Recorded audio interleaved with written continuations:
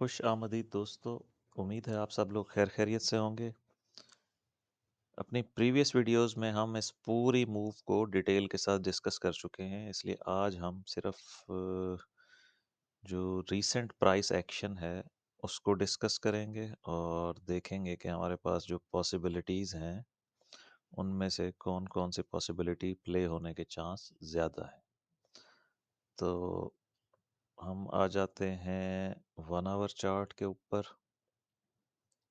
आपको याद होगा पिछले वीडियो में हम डिस्कस कर रहे थे कि अगर ये वेव बी है तो अब वेव सी को इम्पल्सली नीचे आना चाहिए या फिर वेव बी यहाँ पर रीसेट होगी। मैंने आपको अपना ट्रेड सेटअप भी बताया था कि मैं कहाँ पे ट्रेड लूँगा। एक तो मेरे ये ऑर्डर इस जगह पर लगे हुए हैं, जो हमारा ये एरिया है, मतलब 50% पे मेरी एक बाय है, गोल्डन रेशो पर एक बाय है, और यही वो एक्सपेक्टेड एरिया है बॉक्स जहाँ पे प्राइस को आना चाहिए। और इस सब को हमें वहीं लेकर जाना पड़ेगा क्योंकि प्राइस डायरेक्ट तो आई नहीं है। अच्छा, इसमें अब आप लोग ये बात नोट कर लीजिए, सेकंड ऑप्शन मैंने ये दिया था कि अगर प्राइस हमारे इस बॉक्स में नहीं आती और यहाँ से डायरेक्ट ब्रेकआउट की तरफ जाती है, तो ये जो एरिया है प्रीवियस हाई, ये जब ब्रेक होगा तो मैं बाय ले लूँगा। अदरवाइज वेव बी को ट्रेड नहीं किया जाता, अलबत्ता वेव सी ट्रेड की जा सकती है अगर वो जिग जैग में करेक्शन का आ जाए पैटर्न।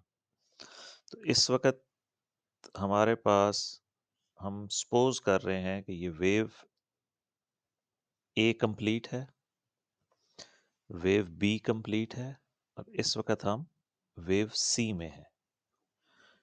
और वेव सी एक 5 वेव्स मूव होती है, तो वेव 1 कंप्लीट है, इस वक्त हम वेव 2 में हैं गालिबन। फिर वेव 3 आएगी जो शार्प इम्पल्स होगा, शार्प डिक्लाइन होगा। फिर वेव 4 एंड देन वेव 5, और हम अपने इस बॉक्स में पहुंच जाएंगे जिसको हमने तकरीबन पिछले हफ्ते से बनाया हुआ है।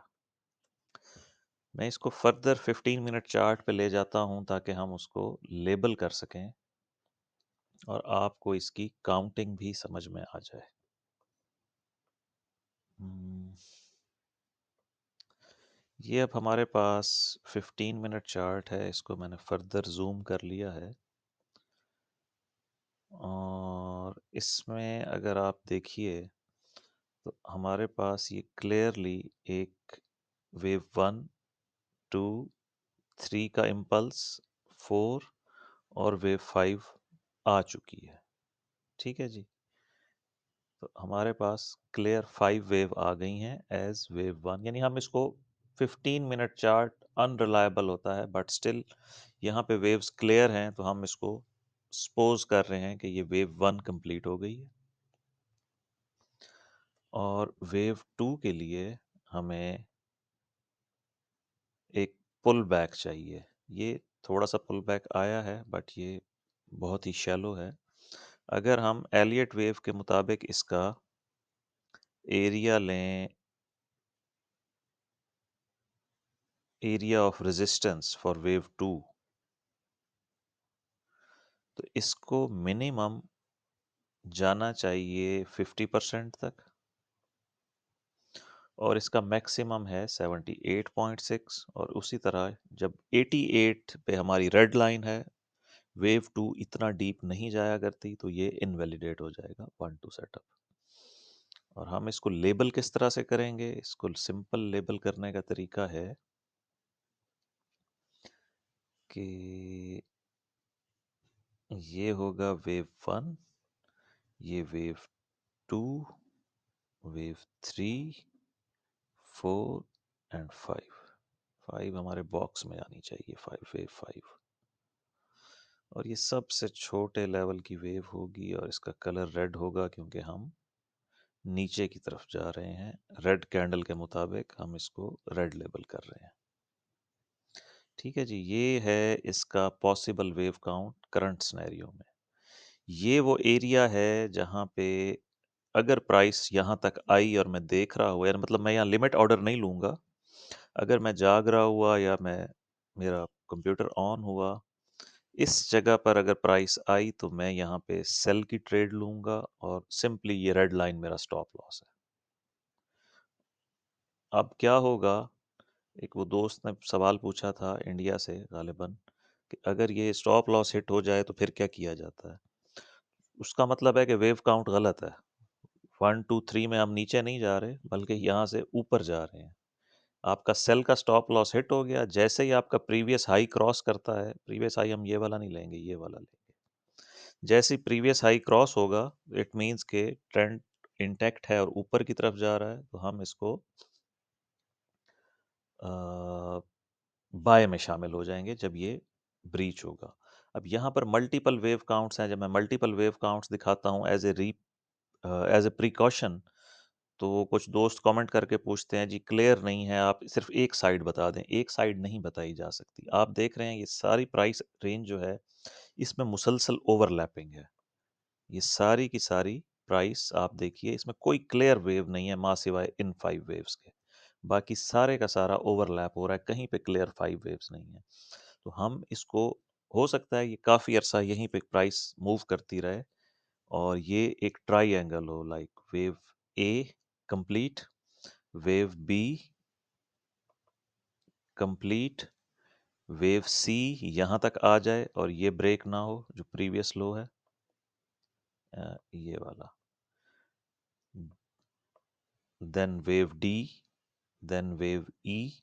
उस सूरत में वेव ई जहाँ कंप्लीट होती है, मार्केट उसकी अपोजिट डायरेक्शन में मूव करती है, तो फिर हम यहाँ से ऊपर चले जाएंगे। बट अभी हमारे पास कोई भी एविडेंस नहीं है। बट स्टिल, चूंकि प्राइस ने ना ऊपर की तरफ वेव कोई ब्रेकआउट दिया है, ना नीचे की तरफ कोई ब्रेकआउट दिया है, हम साइड वेज कंसोलिडेशन फेज में हैं, तो ये टिपिकल एट्रीब्यूट्स हैं वेव 4 के, जिसमें मैंने आपको कहा था। मैं आपको लार्ज 1 आवर पे ज़रा दिखा दूं कि हम इसको वेव 4 क्यों लेंगे।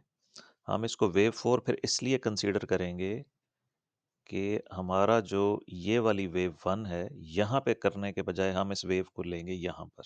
ऑल्टरनेट वेव 1 लिखा था, आपको याद होगा, 4366 पर।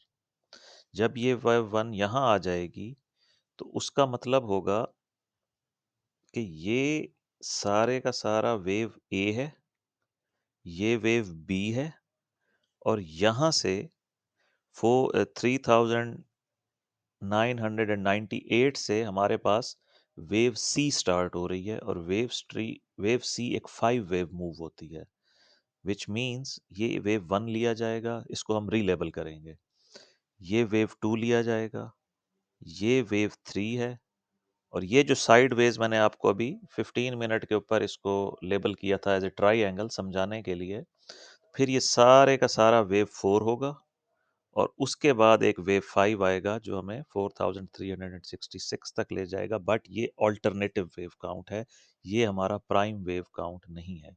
इस वक्त मेरा प्राइम वेव काउंट वही है जो मैंने आपको अभी ये 5 वेव्स लेबल करके इस सपोर्ट जोन में आने का कहा है, और यहीं पे हमारी ट्रेंड लाइन भी है।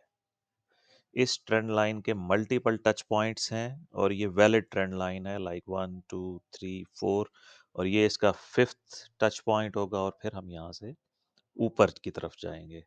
इसके मुताबिक आप लोग अपने चार्ट्स को अपडेट कर लें, और फिर हम जो भी नेक्स्ट, मतलब टुमारो जो भी होगा, मैं नई वीडियो बनाऊंगा और उसमें देखेंगे प्राइस यहाँ तक आई है या साइड वेज कंसोलिडेशन करके ऊपर की तरफ जाना चाह रही है, और ये ऑल्टरनेटिव वेव 1 की तरफ जाना चाह रही है।